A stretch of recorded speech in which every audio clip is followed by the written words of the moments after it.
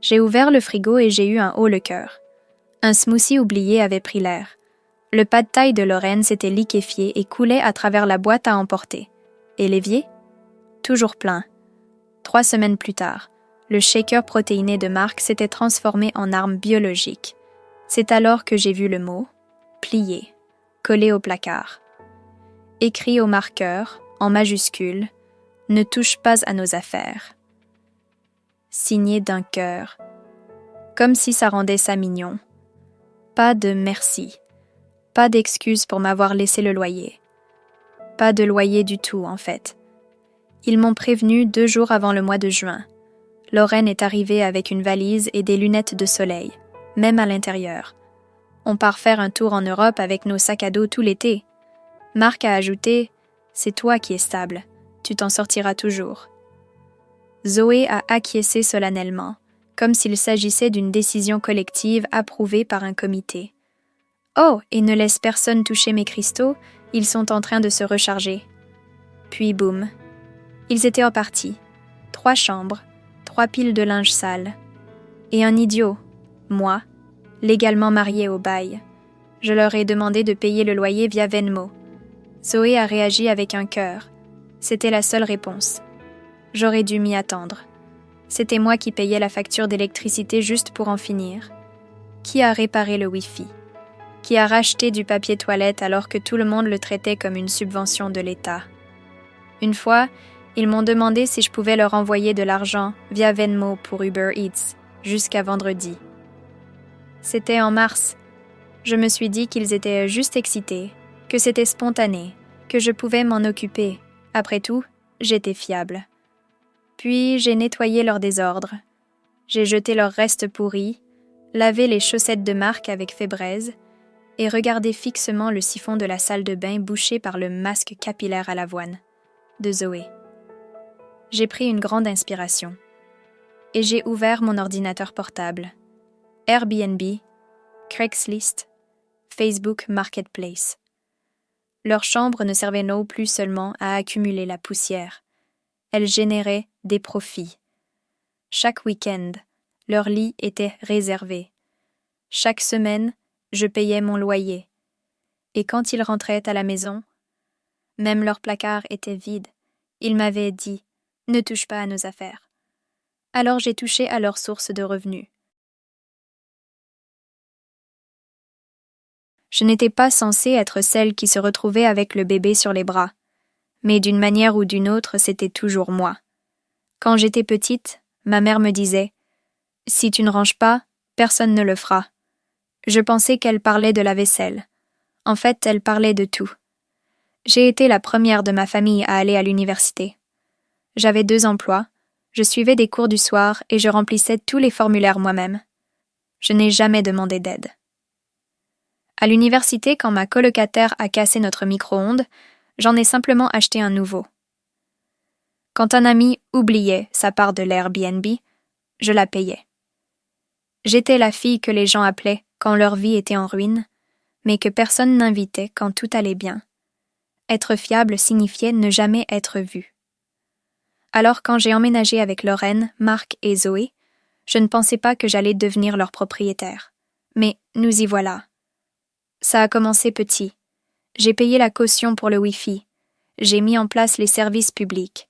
J'ai débouché la douche après le tournoi de beer pong de Marc, même si je n'avais pas joué. Il m'appelait la maman. Je pensais que cela signifiait fiable, jusqu'à ce que je réalise que cela signifiait jetable. Lorraine était du genre à dire « Je ne sais pas faire la vaisselle. Je suis une créatrice, pas une servante. » Une fois, elle a déclenché l'alarme incendie en essayant de purifier l'énergie d'une boîte à pizza. Elle a accusé l'énergie de la boîte à pizza. J'ai accusé le fait qu'elle était restée dans le four, en mode grill, pendant 21 minutes. Marc jurait qu'il était un entre-deux-boulots, mais il avait toujours de l'argent pour recharger sa cigarette électronique et acheter des billets de concert. Une fois, quand il y a eu une coupure de courant, il m'a dit « C'est ton domaine, non? C'est toi qui t'occupes de l'électricité, non? C'est toi qui paies la facture. C'est toi qui appuies sur le bouton. » Zoé ne parlait pas beaucoup, sauf quand Mercure était en rétrograde, auquel cas elle me disait de ne pas toucher ses cristaux ni déplacer son kombucha parce qu'il était en train de fermenter avec intention. Au début, je laissais passer, parce que je voulais la paix, parce que je pensais qu'être utile signifiait être apprécié, parce que je ne voulais pas être ce genre de colocataire, celle qui râle, qui se plaint, qui se fait virer parce qu'elle en fait trop.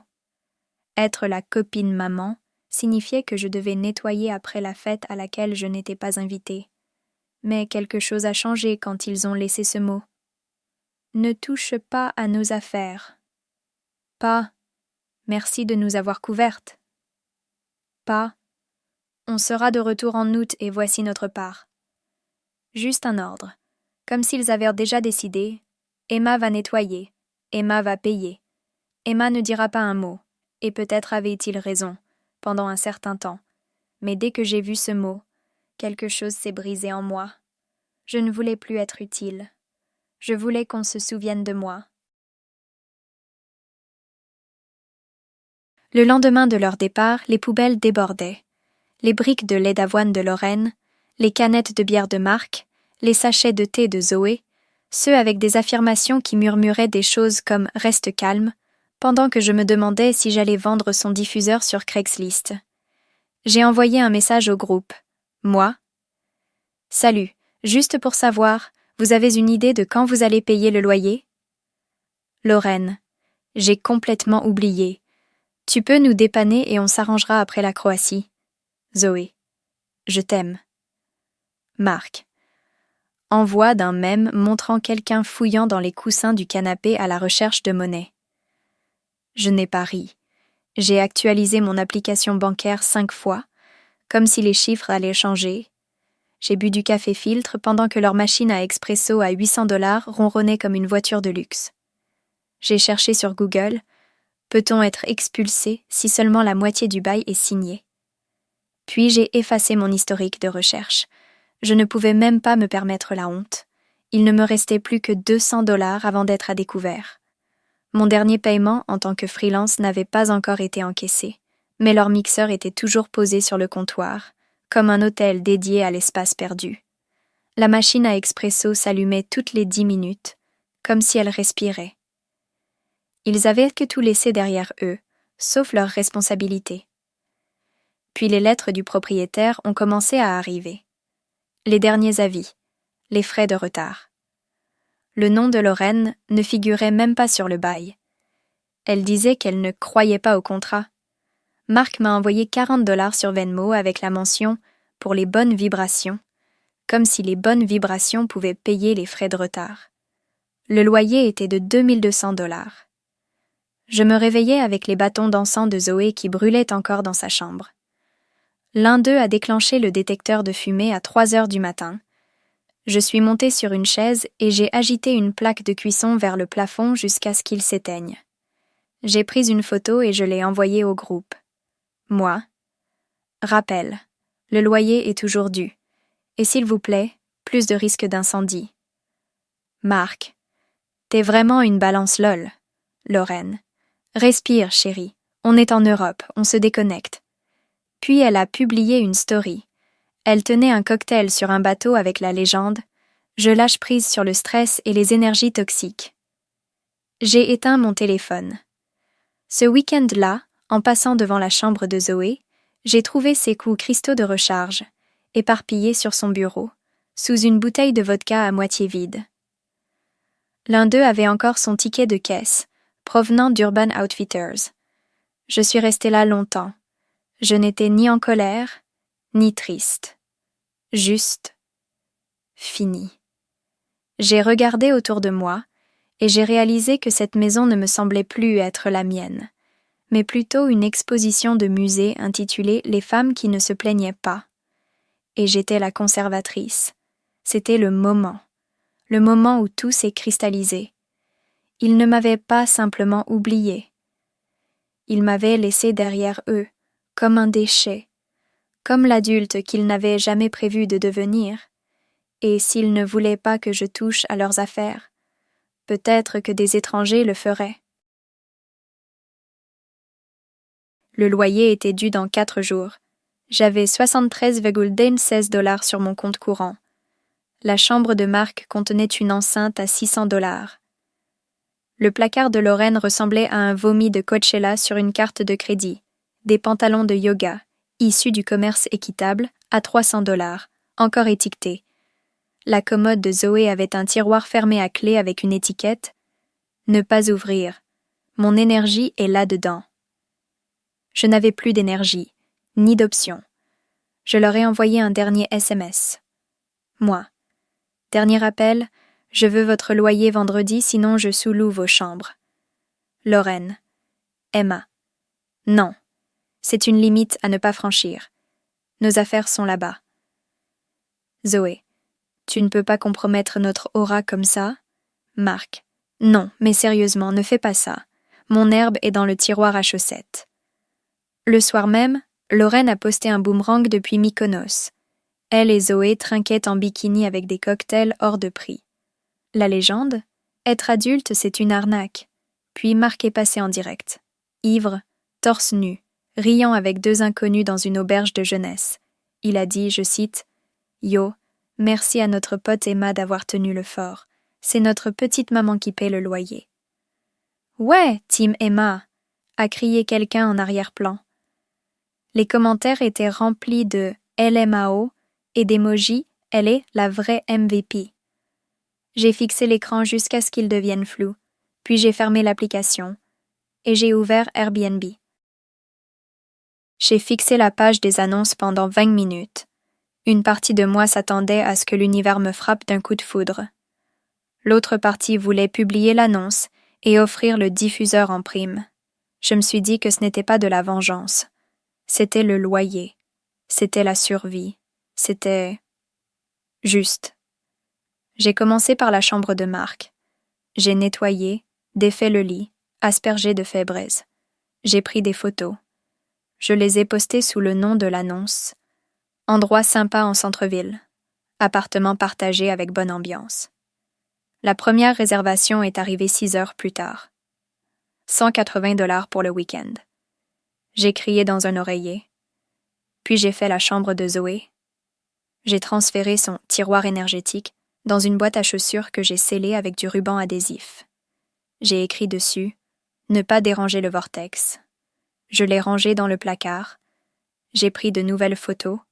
J'ai vendu la lampe LED en forme de lune de Lorraine sur Facebook Marketplace pour payer la facture d'eau. Quelqu'un m'en a offert $80 si je lui donnais le diffuseur de sel de l'Himalaya. C'était fait. En moins d'une semaine, j'avais des invités tous les week-ends. Des infirmières itinérantes, des routards, un type venu en ville pour un tournoi d'échecs. Tout le monde trouvait l'endroit très confortable et bien entretenu. L'un d'eux m'a laissé un mot de remerciement manuscrit. Je n'ai pas aussi bien dormi depuis des mois. Il y a une super énergie dans cet endroit. Je l'ai collé sur le frigo, juste en dessous de leur note originale. Ne touchez pas à nos affaires. Je touchais à tout. Et j'étais payée pour ça. Tous les dimanches soirs, je faisais la lessive. Je lavais leurs draps. Je passais l'aspirateur sur leur tapis. Je repliais leurs vêtements oubliés comme une femme de ménage fantôme assoiffée de vengeance. Je n'étais pas en colère. J'étais efficace. Les clients de Marc laissaient toujours le plus de désordre. La chambre de Zoé attirait des voyageurs solitaires et calmes. Celle de Lorraine, que j'avais mise en dernier sur la liste, était plus chère. Je la décrivais comme bohème chic et mystique, et facturais un supplément pour les faux cristaux et le tableau de visualisation. Mon compte en banque se remplissait. Le propriétaire a cessé d'envoyer des avertissements. Un invité a laissé un pourboire. Un autre a laissé du vin. Je gérais Airbnb comme un travail d'appoint, les draps le matin, les réservations avant midi. Au bout de 3 semaines, j'avais mis en place un système. Je ne me sentais plus coupable. J'avais l'impression de gagner mon argent. J'étais en équilibre, comme si la balance penchait enfin en ma faveur. Au bout de 3 semaines, j'ai trouvé une enveloppe scellée dans le tiroir de Marc. À l'intérieur, $250 en espèces et une lettre pliée adressée à quelqu'un nommé H. Je ne l'ai pas lue. J'ai simplement inscrit le tiroir dans la catégorie « Espace de rangement indisponible » et je suis passée à autre chose. J'ai rangé leurs objets de valeur dans des bacs de rangement que j'ai empilés dans le salon, étiquetés au nom de leur propriétaire. Je ne cachais pas ce que je faisais. Je classais tout, Chaque jour, je me connectais, je voyais une nouvelle réservation et je souriais. Il voulait que je porte ce poids. Je l'ai détaillé et j'ai envoyé une facture à l'univers, à 120 $ la nuit. Plus les frais de nettoyage. À la fin du mois de juillet, j'avais gagné assez pour payer 2 mois de loyer, les charges et le solde de ma carte de crédit, plus un petit extra. Je me suis acheté un vrai matelas, pas le matelas simple d'occasion sur lequel je dormais depuis ma première année d'université. L'oreiller en mousse à mémoire de forme à 200 $ de Lorraine? Je l'ai gardé. Considérez ça comme des frais de dossier. Je n'ai pas eu de nouvelles d'eux pendant un mois, pas même une carte postale, jusqu'à ce que Zoé m'envoie un message qui ne concernait pas le loyer. Zoé. Salut bébé, tu peux arroser mon aloès? Il doit être super assoiffé lol. Je n'ai pas répondu. L'aloès était déjà mort. L'aloès n'était pas la seule chose qui mourait. Il y avait aussi la version de moi qui essayait constamment de maintenir la paix. L'Emma qui se pliait en 4 pour que les autres ne se sentent pas mal à l'aise. Cette version de moi, celle qui payait ses amis en premier sur Venmo et se plaignait en dernier, est restée silencieuse pendant longtemps. Elle n'a pas laissé de mots. Elle a simplement cessé de se montrer. Et elle ne m'a pas manqué. J'ai arrêté de lui envoyer des SMS. J'ai arrêté de lui demander. J'ai commencé à traiter l'appartement comme ce qu'il était devenu. Une entreprise. J'ai établi un règlement intérieur plastifié. L'enregistrement se faisait à 15 heures. Le départ à 11 heures. Pas de fête, pas de tabac, et surtout pas de recharge de cristaux sur le parquet. J'ai acheté des coffres-forts pour chaque chambre. J'ai rangé leurs affaires soigneusement, étiquetées, en sécurité. Mais je ne les touchais plus gratuitement. J'ai ajouté des frais de ménage à l'annonce Airbnb. La coiffeuse de Lorraine, qui ressemblait à une bombe à paillettes, m'avait rapidement appris cette leçon. Ces trucs se retrouvent partout. J'ai présenté la chambre de Marc comme une zone de détente minimaliste avec une touche gamer. Sa manette Xbox était toujours par terre. Celle de Zoé, une retraite bien-être baignée d'une douce lumière naturelle. Ses rideaux occultants étaient une arnaque, mais l'ambiance était quand même au rendez-vous. La chambre de Lorraine, un sanctuaire d'artistes à la décoration mystique. C'est celle qui s'est louée le plus vite. J'ai commencé à tenir des tableaux Excel, dépenses, réservations, cycle de lessive. Je notais tout jusqu'au dernier dollar. Les week-ends sont devenus un rituel. Les draps, le savon, le silence.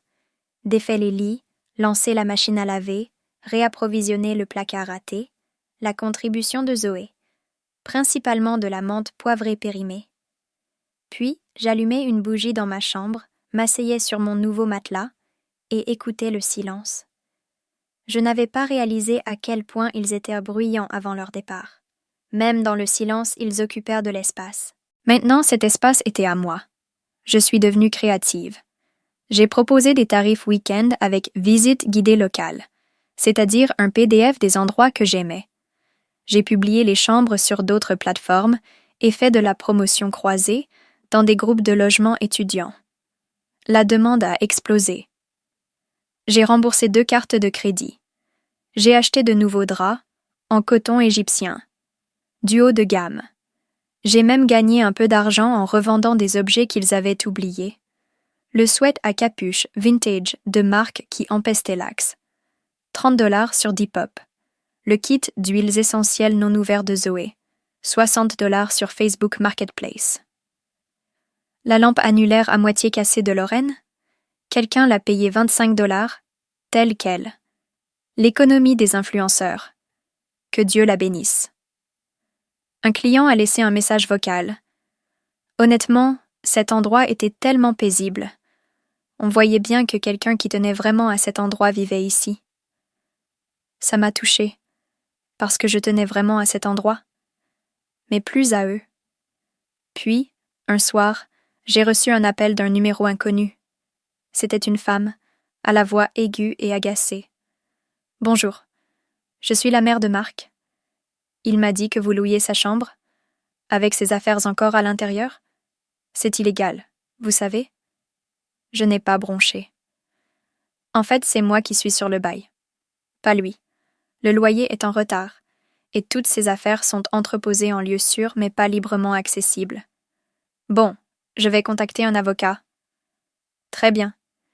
Dites-lui que j'ai tout documenté. Clic. J'ai ajouté « Avis juridique préparé » à mon tableau Excel. Puis je me suis servi un verre de vin. Pendant un instant, je me suis demandé si je n'allais pas trop loin. Mais ensuite, j'ai regardé mon solde bancaire, mon agenda, ma vie. Ce n'était pas trop loin, c'était enfin assez loin. Pour la première fois depuis des années, je ne réagissais pas simplement au chaos des autres. Je construisais quelque chose. Ce n'était pas de la vengeance. Pas vraiment. C'était une restitution avec intérêt. Ils m'ont donné le chaos. Je l'ai transformé en capital. Le mois d'août s'est installé comme si rien ne s'était passé. Le soleil restait plus longtemps dans le ciel. Les réservations affluaient, et j'ai cessé de sursauter à chaque fois que je recevais un SMS. Je respirais enfin à nouveau. Pas une respiration superficielle, une respiration de survie. Une vraie respiration. Profonde. Calme. La mienne. Les clients adoraient bas l'endroit. L'un d'eux a laissé un petit chat en céramique en guise de remerciement. Un autre m'a offert un cake à la banane fait maison et m'a laissé un avis 5 étoiles qui disait « Le meilleur hôte que j'ai eu cette année. Calme, organisé. Comme quelqu'un qui a déjà été brûlé, mais qui a quand même construit quelque chose de beau. » J'ai posé le chat en céramique sur l'étagère de la cuisine, juste à côté de la collection de bougies à moitié fondues de Zoé. Je ne les ai jamais allumées. J'aimais simplement leur symbolisme. J'ai commencé à faire de petites améliorations. Une nouvelle couche de peinture dans la salle de bain. De nouveaux tapis de bain. J'ai remplacé les couverts cassés que Marc oubliait toujours de remplacer. Les invités l'ont remarqué, tout comme l'algorithme de notation. J'ai obtenu le statut Super Host à la mi-août. Ce soir-là, j'ai gagné 327 $ pour 3 nuits. J'ai fêté ça en commandant un repas thaï et en mangeant sur le tapis de yoga de Lorraine. Je ne me cachais plus. En fait, j'étais plutôt épanouie. L'une des vidéos TikTok de Zoé est apparue sur ma page « Pour toi ». On la voyait virevolter sur une plage avec une voix off qui disait « Parfois, il faut juste se déconnecter et faire confiance à l'univers. » Et l'univers pourvoyait. Mais pas comme elle l'imaginait. Puis, quelque chose de très étrange s'est produit. Un client m'a envoyé un message après son départ. « Salut. Je crois que j'ai accidentellement laissé un cahier dans la salle verte. Celle de Zoé? J'ai trouvé une lettre bizarre dans le tiroir en faisant mes valises. Je pensais que tu devais le savoir. » Il a joint une photo. C'était l'enveloppe de Marc, celle qui était adressée à H. Je l'ai enfin ouverte. Ce n'était pas une lettre d'amour, c'était une confession. Infidélité. Vol. Manipulation émotionnelle. Des pages et des pages. Comme un manifeste de rupture écrit en pleine crise de panique. Je l'ai regardé fixement. Ce n'était pas seulement un moyen de pression, c'était une arme. Je n'avais jamais prévu de m'en servir. Je voulais la paix, une rupture nette, mais eux voulaient disparaître sans conséquence. Et soudain, l'univers m'a livré la preuve. Cette nuit-là, j'ai publié un article anonyme sur une page de potin de l'université. Je n'ai pas donné de nom, juste assez de détails pour allumer la mèche. Imaginez passer votre été en Europe pendant que votre colocataire responsable loue votre chambre à des inconnus, trouve votre lettre de rupture et vend votre lampe LED en forme de lune. Ça ne pourrait pas être moi. Je n'avais pas besoin de les nommer. La vérité faisait tout le travail, le genre d'histoire qui semblait trop précise pour être fausse. Ça a fait le buzz. Les commentaires ont afflué. C'est à propos de Lorraine? MDR, Marc est vraiment silencieux depuis juin. On dirait que les cristaux de Zoé n'ont pas pu protéger son aura. Je n'ai pas répondu, je n'ai pas confirmé. Je me suis contentée d'observer. Un ami commun m'a envoyé un SMS. « Yo, tes colocataires sont au courant? » Pas encore. Ils le sauront bientôt. Tout le monde en parle. J'ai souri. Puis, j'ai augmenté le tarif du sanctuaire mystique. L'offre et la demande. Tout a commencé par une notification Venmo. Marc t'a envoyé $1. Loyer LOL. Puis une deuxième. Lorraine, 0,01 $. Dommages émotionnels. Puis Zoé. Pas cool, chérie. Ça fait vraiment mauvais genre. Pas d'argent, juste le message. Je savais ce que cela signifiait. Ils avaient vu la publication. Ça n'avait probablement pas pris longtemps. L'un de leurs amis les avait tagués dans les commentaires. Un autre avait probablement enregistré mon annonce Airbnb. Mon nom d'utilisateur n'était même pas dissimulé. Je n'avais plus besoin de me cacher. Un message de groupe s'est affiché à 2h14 du matin. Lorraine. Mais qu'est-ce que tu fous, bordel? Marc. Supprime cette annonce avant que j'appelle mon cousin. Il est flic. Zoé. On te faisait confiance. C'est littéralement du sabotage énergétique. Je fixais l'écran, le cœur battant à tout rompre, mais pas de peur. De clarté. Ils se fichaient que j'ai passé tout l'été à me noyer. Tout ce qui leur importait, c'était d'avoir enfin remarqué les remous. J'aurais pu leur expliquer. Leur parler des factures impayées, de la moisissure dans l'évier, de l'alarme incendie qui s'était déclenchée à 3h du matin. Mais ils ne méritaient pas cette histoire. Je ne cherchais pas à susciter la sympathie, je cherchais à rassembler des preuves. Je n'ai pas répondu tout de suite. Au lieu de cela, j'ai consulté mon agenda. 2 nouvelles réservations pour le week-end. Quelqu'un avait réservé la chambre de Zoé pour 5 nuits et avait payé la totalité du séjour. Je me suis répété cette phrase comme un mantra. Violent pour ton processus de guérison. Puis, j'ai augmenté de 5 $ les frais de réapprovisionnement en serviettes. 1 heure plus tard, j'ai reçu un autre message. Cette fois, il venait du petit ami de Lorraine, ou plutôt de son ex-petit ami. Salut. Quelqu'un m'a dit que tu avais trouvé une lettre dans la chambre de Marc. Je pense que ça concerne ma sœur. Ça a attiré mon attention. Il n'était même pas impliqué dans l'histoire. Mais d'une manière ou d'une autre, l'histoire l'avait trouvé. Les retombées se propageaient plus vite que je n'aurais jamais pu le faire. Je n'ai rien confirmé. Je n'en avais pas besoin. Mais à ce moment-là, j'ai compris. Ce n'était plus seulement une vengeance, c'était une révélation. Et les fissures commençaient à apparaître. Ce week-end-là, un client a annulé à la dernière minute. J'ai rempli la chambre en 2 heures, avec une fille qui était, écoutez bien, une amie commune de Zoé. Elle n'a reconnu la chambre que le 2e soir, puis elle a laissé un commentaire élogieux. Une énergie étrange, mais honnêtement, emblématique. Le vent avait tourné. Ils étaient désormais sur la défensive, et je ne faisais que commencer. Ce matin-là, je préparais le café. L'appartement sentait le nettoyant au citron et la cardamome. Les serviettes étaient pliées. Ma boîte mail était vide. Je me sentais calme. Pour une fois, je ne me suis pas réveillée en mode combat ou fuite. Ils sont rentrés à la maison un mercredi. Sans prévenir, sans avertissement. Juste le bruit des clés qui tintaient dans la serrure à 9h du matin. J'étais en peignoir. Le linge était plié et rangé dans des paniers étiquetés sur le canapé. Mon café était encore chaud dans ma main. La porte s'est ouverte brusquement. Lorraine est entrée la première, bronzée, toujours avec ses lunettes de soleil. Marc a trébuché derrière elle, portant une plante morte et un coussin pour la nuque. Zoé est arrivée avec une valise couverte d'autocollants motivants. Ils se sont figés. Les yeux de Lorraine ont balayé le salon. De nouveaux rideaux. Le sol était propre. Leurs affaires étaient rangées dans des cartons étiquetés comme des pièces à conviction. La Xbox de Marc était dans un carton marqué « et fragile ». Le tiroir Energis de Zoé était scellé avec du ruban adhésif. « Qu'est-ce que c'est ça? Une blague de mauvais goût ?» a lancé Lorraine. J'ai pris une gorgée de café. Bienvenue à la maison. Marc a regardé le réfrigérateur et s'est figé. La note était toujours là, celle qu'ils avaient écrite. Ne touchez pas à nos affaires. En dessous, un avis 5 étoiles laissé par un client et un reçu imprimé.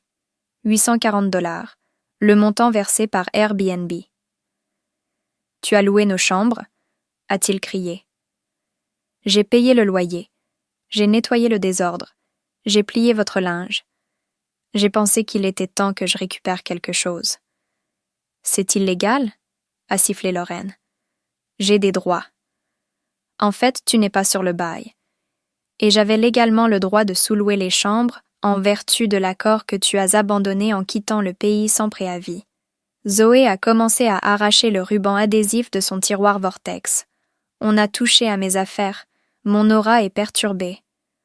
Seulement par des clients qui ont payé, ai-je répondu, qui ont apporté plus d'énergie que vous tous. Lorraine entra dans sa chambre en tapant du pied et poussa un cri. Son tableau de visualisation était toujours là. Mais sa lampe en sel de l'Himalaya avait disparu. Où est-elle? Je l'ai vendue. La facture d'eau. Marc sortit son téléphone. Je vais appeler un avocat. Ou mon cousin? Celui qui est flic? Super. Dis-lui d'apporter un mandat et une calculatrice. J'ai tous les reçus. Lorraine s'est mise à m'accuser de vol. Marc faisait les 100 pas comme s'il cherchait un bouton pour tout recommencer. Zoé fixait l'étagère à bougies, comme si les fantômes de ses chakras s'étaient dispersés. Ils essayaient de crier plus fort les uns que les autres. Accusations, halètements dramatiques, Marc exigeant de savoir qui avait lu sa lettre. Je n'ai pas répondu. Je me suis simplement dirigée vers la table à manger. J'ai pris une boîte sur laquelle était écrit « Bagages émotionnels non réclamés » et je l'ai posée entre eux. Celle-là était gratuite, ai-je dit. Ils se sont tus. Pour la première fois depuis des mois, c'était moi qui occupais l'espace. Et ils ne savaient pas quoi faire de ce silence. « Tu nous as trahis », a finalement dit Lorraine. « Non, je ne vous ai pas trahis. » Ils n'ont pas déménagé ce jour-là. Ils s'attardèrent, comme l'odeur de l'encens de Zoé. Passifs agressifs, silencieux, tendus. Mais l'appartement ne leur appartenait plus. Pas vraiment.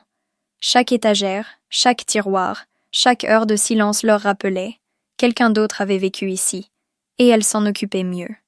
Je ne poussais plus rien. Je laissais simplement la gravité faire son travail. En moins d'une semaine, la rumeur se répandit sur le campus. Quelqu'un a divulgué des captures d'écran de la crise de Lorraine dans le groupe de discussion. Le blog d'astrologie de Zoé a été inondé de commentaires tels que « Ton ascendant a raté le moment où ta vie est devenue une annonce immobilière ». L'ex de Marc a pris contact avec lui. Apparemment, cette lettre, elle concernait 2 filles. L'une d'elles l'a transformée en poème slam et l'a interprétée lors d'une scène ouverte. La vidéo est devenue virale. Les commentaires l'ont descendue en flammes. Lorraine a essayé d'organiser un brunch pour fêter son emménagement comme si de rien n'était. Seules 3 personnes se sont présentées. L'une d'elles a demandé à voir la salle de bain emblématique d'Airbnb. Elle a pleuré dans la cuisine et a claqué une armoire si fort que la poignée s'est détachée. Zoé a déménagé la première. Elle a dit qu'elle ne pouvait pas dormir avec l'énergie qui régnait. Elle a laissé derrière elle 3 bocaux remplis d'eau de lune et un mot passif-agressif. « Je te pardonne, mais tu es maudite. » Marc est parti ensuite. Il a pris sa Xbox et rien d'autre. Il n'a pas dit au revoir. Lorraine a été celle qui a tenu le plus longtemps. Mais même elle a craqué. Le jour où elle est finalement partie, elle est sortie en tenant son tableau de visualisation et a murmuré « J'espère que le Wi-Fi fonctionne dans la triste petite histoire que tu essaies de raconter. » Je n'ai pas répondu. J'ai juste fermé la porte, silencieusement. Une semaine plus tard, j'ai donné leur carton à Goodwill. J'ai écrit dessus « Non réclamé ». L'appartement était à moi maintenant, légalement, émotionnellement, spirituellement. J'ai allumé une des vieilles bougies de Zoé. J'ai pris un bain avec les bonnes serviettes. J'ai mis de la musique à fond sans écouteurs. Pour la première fois, je ne me sentais plus chez moi comme chez quelqu'un d'autre. Je me sentais chez moi. Le silence a été la première chose que j'ai remarquée. Pas tendu, pas gênant, pas de fumée de sauge, pas de nuages de vapeur, pas de playlist non sollicitée, juste le bruit de ma propre respiration. J'ai déplacé les meubles. J'ai repeint ma chambre d'une autre couleur. J'ai accroché des œuvres d'art qui me faisaient ressentir quelque chose. Pas le tableau de visualisation de quelqu'un d'autre. pas une fausse phase lunaire. J'ai trouvé un emploi à temps partiel dans la gestion de location à court terme. Apparemment, toute cette survie chaotique s'est transformée en un CV décent. Allez comprendre. Parfois, je repense à la note. Ne touche pas à nos affaires. Elle est toujours collée à l'intérieur du placard. Je l'ai laissée là, en souvenir du moment où tout a changé. Le moment où j'ai réalisé que je n'avais pas à être celle qui arrangeait tout pour tout le monde, que je pouvais fixer des limites avec des actes, pas seulement avec des mots. On dit que la vengeance est un plat qui se mange froid. Mais ce n'était pas de la vengeance. Pas vraiment. C'était un retour à moi-même. Je n'ai plus jamais entendu parler d'eux. Leur absence n'était pas une perte. C'était un nouveau départ. Aujourd'hui, l'appartement est propre. Le frigo ne sent plus les chèques. Et les factures sont payées, en avance. Parfois, j'allume une des vieilles bougies de Zoé, pas pour recharger des cristaux, juste parce que j'aime son odeur. Ils sont partis pour l'été, et je suis partie pour de bon, parce que le respect ne se donne pas. Parfois, il faut le louer et demander des intérêts.